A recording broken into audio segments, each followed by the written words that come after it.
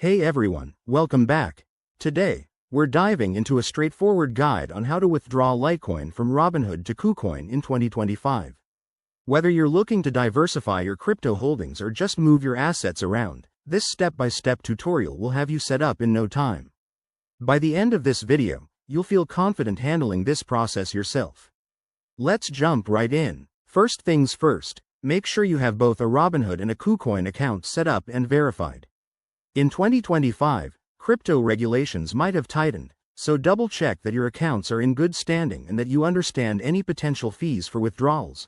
Robinhood typically charges a small network fee for Litecoin transfers. Step 1.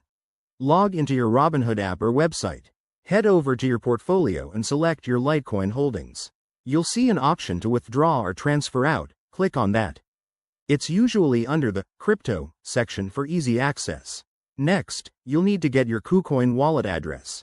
Open your KuCoin app or site, go to your wallet, and select Litecoin. Copy the deposit address. Make sure it's specifically for LTC to avoid any mix-ups. Pro tip: always verify the address by double-checking it against your KuCoin account to prevent errors or lost funds. Back on Robinhood, paste that KuCoin address into the withdrawal form. Enter the amount of Litecoin you want to transfer, but remember to leave a little extra for network fees. Review everything carefully: amount, address, and fees, then hit confirm. You'll get a confirmation email or notification, so keep an eye on that. Once the transaction is initiated, it might take anywhere from a few minutes to an hour to process, depending on network congestion in 2025. Head over to KuCoin and check your wallet to confirm the deposit.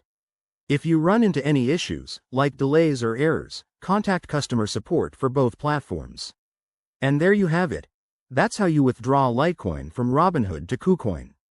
Always prioritize security by using two-factor authentication and staying updated on crypto best practices.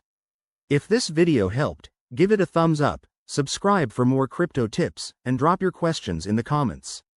Thanks for watching, and I'll see you in the next one.